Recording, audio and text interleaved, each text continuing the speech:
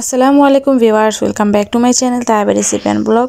বরাবরের মতো আবারও হাজির হয়েছে নতুন আরেকটি ভিডিও নিয়ে। তো আজকে খুব সকালে ঘুম থেকে উঠে রুটিগুলো ভেজে নিচ্ছি। আর এই রুটিগুলো গতকাল রাতে হালকা একটু ছ্যাঁকা দিয়েছিলাম যেন নষ্ট না হয়ে যায় বা একটা রুটি আরেকটা রুটির গায়ে না লাগে।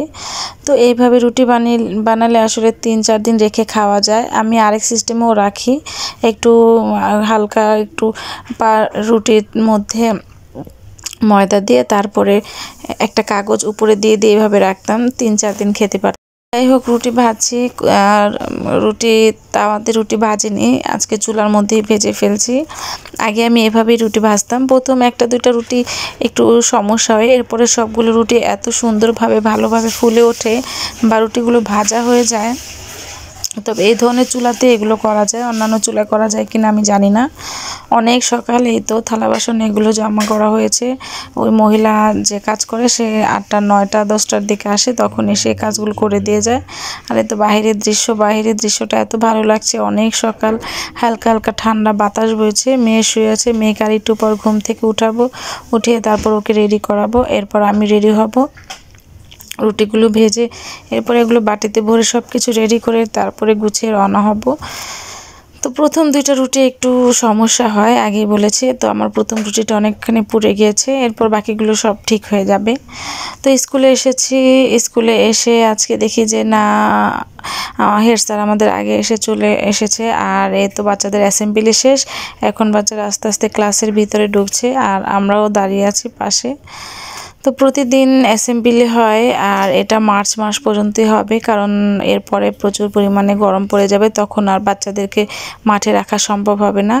আর বড় মতে তো আমার প্রিয় ক্লাসরুমটাতে চলে এসেছি। আর আজকে রুমের মধ্যে বই রাখা হয়েছে, এটা আমার অনুমতি নেওয়া হয়নি। আর আমি হেড স্যারকে দেখানো পরে স্যার বলছে ঠিক আছে, আজকের মধ্যে এটা খালি করে দিবে।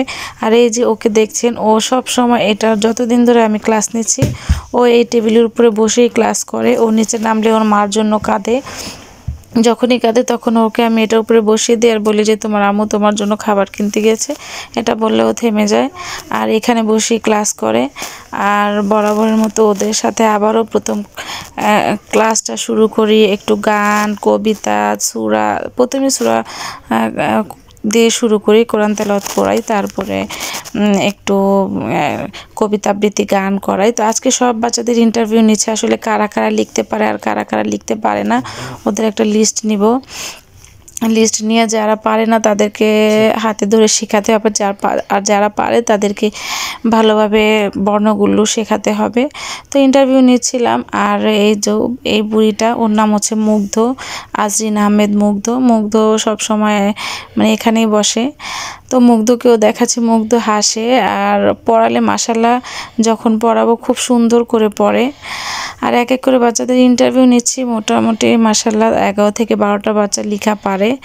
আর টেনশন মুক্ত হলাম, এই বাচ্চাগুলোকে হাতে ধরে আরও সুন্দরভাবে লেখালে ওদের লেখাগুলো আরও সুন্দর শেপে চলে আসবে। তো আমি ভিডিও করছি, মুগ্ধ আমার দিকে তাকিয়ে আছে আর হাসছে, মানে ও চাচ্ছে যে কথা বলবে আমার সাথে, কিন্তু ভিডিও যখনই করি তখনই চুপ হয়ে যায়। আর একটু গ্রুপ আকারে বসিয়েছি। তো বিকেলের দিকে মেয়েকে নিয়ে হসপিটালে গিয়েছিলাম ডাক্তার দেখানোর জন্য। ডাক্তার দেখানোর আসার পথে এই তো ঝালমুড়ি, আর ওনার ঝালমুড়ির নাম হচ্ছে কাঁসা গরম। উনি খুব সুন্দর করে ছন্দ আকারে বলে তারপরে ঝালমুড়িটা বিক্রি করে। উনি আমাদের স্কুলের সামনেই বসে, দেখেন উনি কত সুন্দর করে মানে ছন্দ বলে তারপরে মুড়ি বিক্রি করে। আমি আবার বলছিলাম যে আচ্ছা ঠিক আছে, আমি ভিডিও করছি, আমাকে আবার একটু বলে শোনান। তো সে বলল আচ্ছা ঠিক আছে। তো দেখেন কত সুন্দর করে বলে। আবার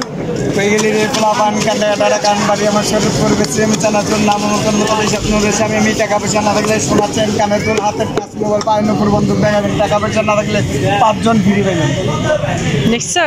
তো দেখলেন কত সুন্দর করে উনি ছন্দ আকারে বলে ঝালমুড়ি বিক্রি করছে, আর ওনার ঝালমুড়িটা অনেক মজা। তো যাই হোক, আজকের ভিডিওটা এ পর্যন্তই আপনাদের সাথে শেয়ার করলাম। তো যারাই আমার চ্যানেলে নতুন আছেন অবশ্যই আমার চ্যানেলটা সাবস্ক্রাইব করে দেবেন এবং পাশে থাকা বেল আইকনটি ক্লিক করে দেবেন যেন আমি যে কোনো ভিডিও আপলোড করার সাথে সাথে আপনারা পেয়ে যান। তো আজকের মতো এ পর্যন্তই, সবাই ভালো থাকবেন। আসসালামু আলাইকুম।